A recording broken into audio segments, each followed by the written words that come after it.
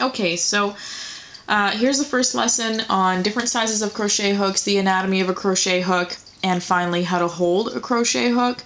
I'll just go over some differences between them first.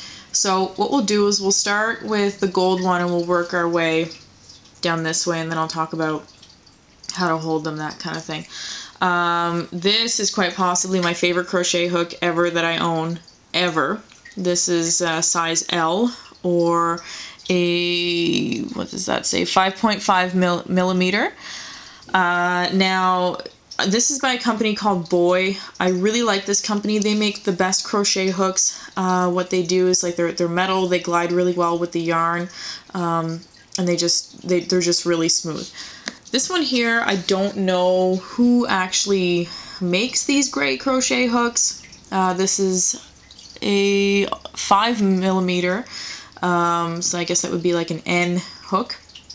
I don't know who makes them, but they work relatively well, the same as the Boy ones. They do work pretty good as well.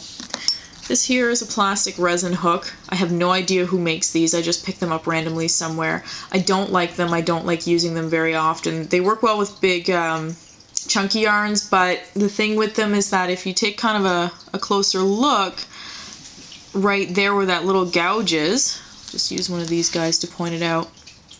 Okay, right where that little gouge is, it kind of grabs the yarn and holds onto it and kind of destroys it depending on the type of yarn that you're using. I'm not a big fan, but we'll use this in the example because it's easy to see. It's one of the larger ones that I own.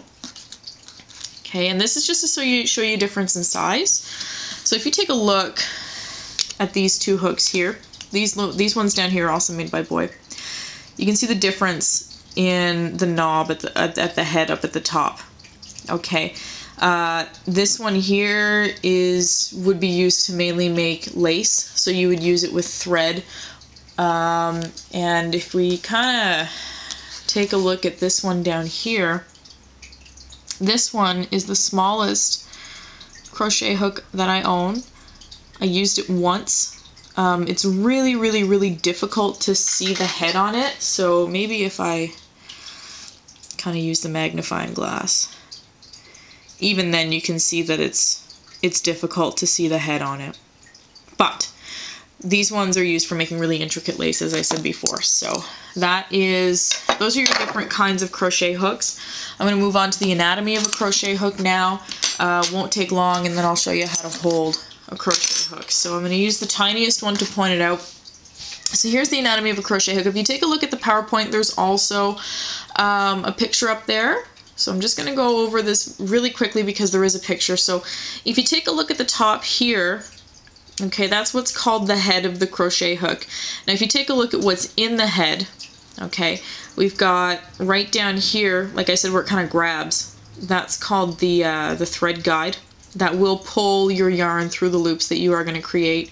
Right before the thread guide, you've got the neck, which is where the little crochet hook is pointing to now. This fun thing right here is called the lip, okay?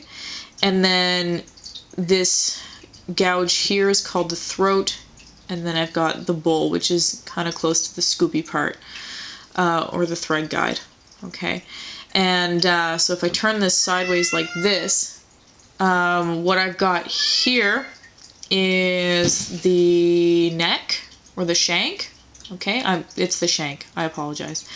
And then you've got your pattern grip right here.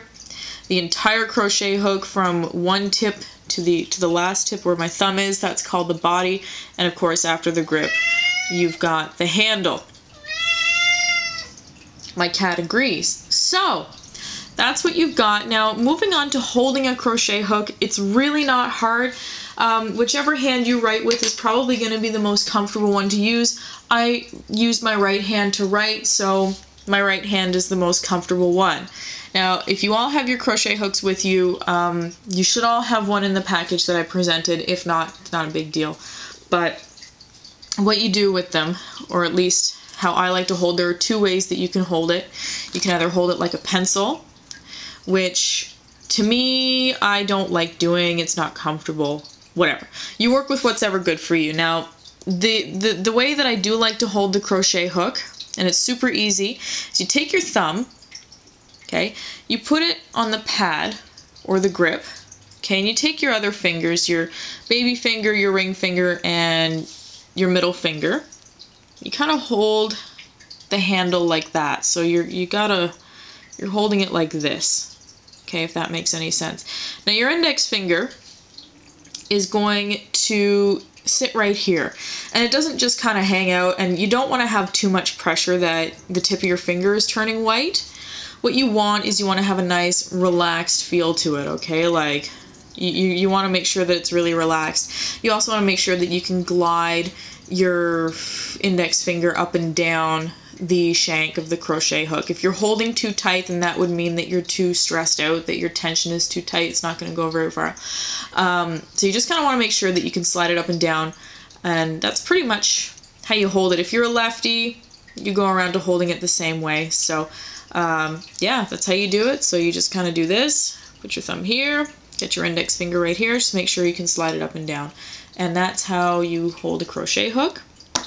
Next lesson we're going to move on to how to hold some yarn, and yeah, so we'll go through that one next.